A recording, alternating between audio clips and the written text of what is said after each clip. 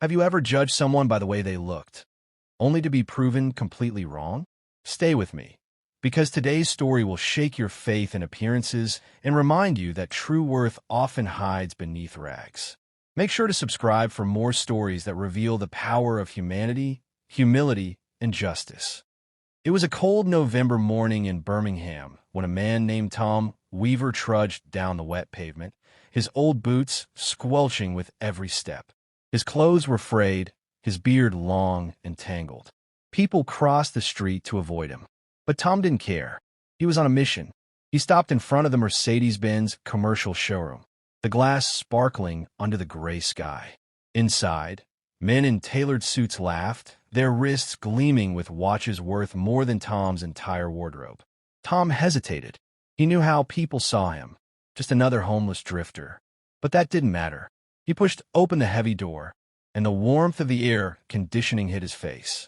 Every head turned. "Excuse me," Tom said quietly, his voice cracked from the cold. "I'm looking to buy some trucks." The receptionist, a young woman named Claire, blinked in disbelief. "Sir, are you sure you're in the right place? These are Mercedes trucks, very high-end." Tom smiled. "That's exactly why I'm here." Across the room, James, the senior salesman, snorted. "Claire, don't waste your time. The charity office is down the street." Tom's eyes flickered with hurt, but he stood firm. "Could I please speak to someone about bulk orders?" James crossed his arms, smirking. "And what are you paying with, mate? Buttons? Or are you hoping we'll give you a test drive for free?"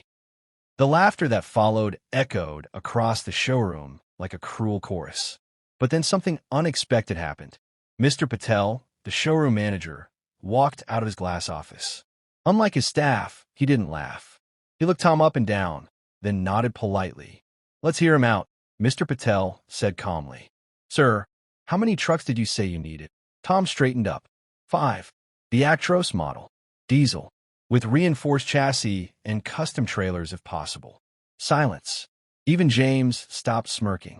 The level of detail Tom gave wasn't something a random wanderer would know. Mr. Patel led Tom to his office. The glass door shut behind them. The salesman whispered, rolling their eyes. "Maybe he saw that on YouTube," one muttered. But inside, the conversation took a shocking turn. Tom reached into his battered duffel bag and pulled out a thick envelope. Inside, neatly stacked, were bank drafts, each one printed with the logo of Weaver Logistics Limited, a small transport company. "I started my own haulage business 10 years ago," Tom explained. "We lost everything in a fire last year. I've been living out of my van while saving to rebuild. I didn't come here for pity. I came here for partnership." Mr. Patel's eyes widened as he inspected the documents, legitimate and fully funded. "Mr. Weaver, I'm so sorry for how my staff treated you. They had no right."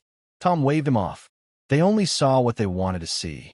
Outside, James leaned against a pillar, whispering, "I give it 5 minutes before Patel kicks him out." 5 minutes later, the glass door opened, and Patel came out, smiling.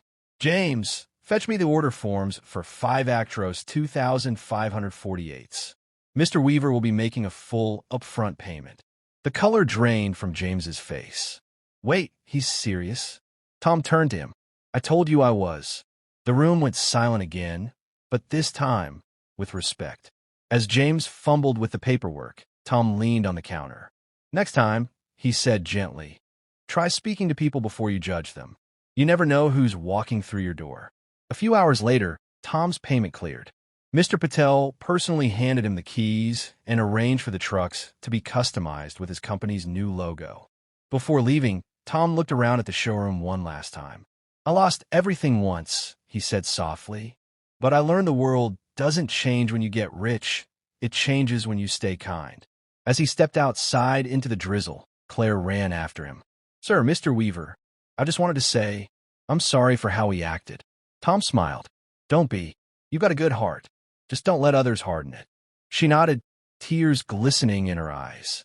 Through the glass, James watched silently, shame burning in his chest. He didn't know it yet, but that day would change his life forever. The rain had stopped, leaving the Birmingham streets glistening like liquid glass. James stood inside the Mercedes showroom, still watching through the window as Tom's figure faded into the mist. For the first time in years, the arrogant salesman felt something unfamiliar: shame. That night, he couldn't sleep.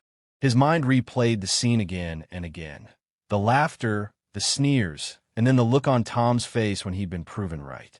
James had always prided himself on spotting real buyers, but he realized now that he'd only ever seen what he wanted to see. A week later, Mr. Patel called a staff meeting. "Everyone, listen up," he began, his tone serious. "Last week, we lost more than dignity, we lost trust. Mr. Weaver wasn't just a customer. He was a test of who we are as people. And most of us failed." Silence. Then Patel turned to James. "You especially have some work to do." James swallowed hard. "I know, sir. I was wrong. I'd like to apologize to him personally." Patel nodded slowly. "Then do it right. I've arranged for you to deliver the trucks to his new yard in person." The following morning, James drove one of the gleaming new Actros trucks through the countryside. The Saturn AV led him to a modest industrial estate, where a freshly painted sign read, "Viva Logistique Loterie." Tom was there, standing beside a forklift, his clothes still simple but clean now. Workers bustled around the new trucks, unloading supplies. When James stepped out, Tom raised an eyebrow but said nothing. "Mr. Weaver," James began, removing his cap awkwardly, "I wanted to say, I was a fool. You came in for help, and I treated you like dirt. I'm sorry." Tom studied him for a long moment. Then he smiled. "You came all this way to say that?" "Yes," James said, voice shaking. "I needed to." Tom nodded toward the yard. "Then you can make it up to me by giving these drivers a proper demo. They've never handled trucks this advanced before." James blinked. "Wait, you want me to train your staff?" Tom shrugged. "You're the expert, aren't you?" And so, over the next few hours, James did just that. He climbed into the cab, explaining every control, every safety system, every feature that made the Mercedes special. He spoke with patience and passion, the same qualities he'd once reserved only for important clients. The workers listened intently. Even Tom joined in, asking sharp, insightful questions. By the time they finished, the tension between them had melted into quiet respect. As they sat on the tailgate of a truck, eating sandwiches, Tom said, "You know, James, I used to be just like you." James looked at him, surprised. "I used to run a big fleet," Tom continued. "Had contracts across the country. Then one winter, a fire destroyed our depot. Insurance didn't cover half. The banks pulled out. Friends disappeared. You find out who people really are when you're down." He looked into the distance. "I slept in my van for 8 months. But I never forgot what kindness felt like. So when I finally got back on my feet, I promised myself no one working for me would ever be treated like less than human." James nodded slowly. "I don't deserve your kindness." Tom smiled. "Maybe not, but that's the point of grace. It's not earned." By sunset, the trucks gleamed in a neat row, each one branded with Weaver's new logo, driven by integrity. Tom shook James's hand. "Thank you, lad. I'll remember today." As James turned to leave, Tom added, "Oh, one more thing." James turned. "I've been thinking of opening a small city sales office. Someone with your knowledge of the trade could help me grow it right. Not just for profit, but for people." James blinked in disbelief. Are you offering me a job?" Tom grinned. "Let's just say I'm offering you a second chance."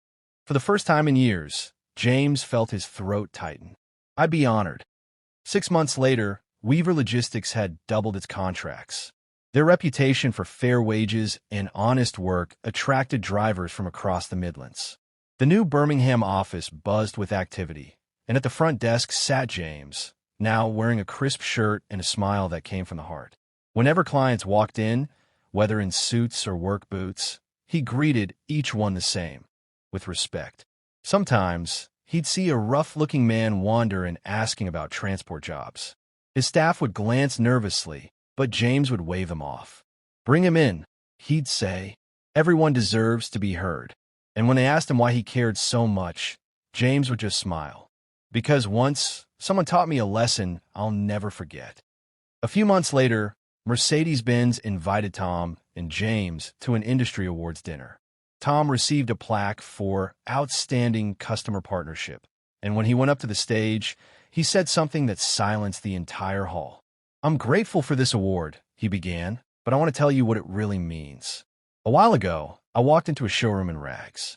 I wasn't just ignored, I was ridiculed.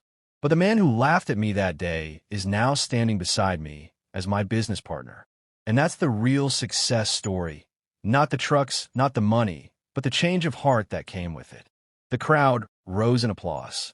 Even the executives who once ignored him wiped their eyes. After the ceremony, James whispered, "You didn't have to mention me, you know."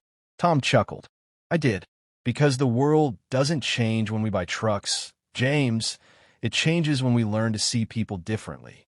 They stood outside under the city lights, both men quiet, watching a convoy of trucks rumble past, each one bearing the Weaver logo that now stood for more than a business.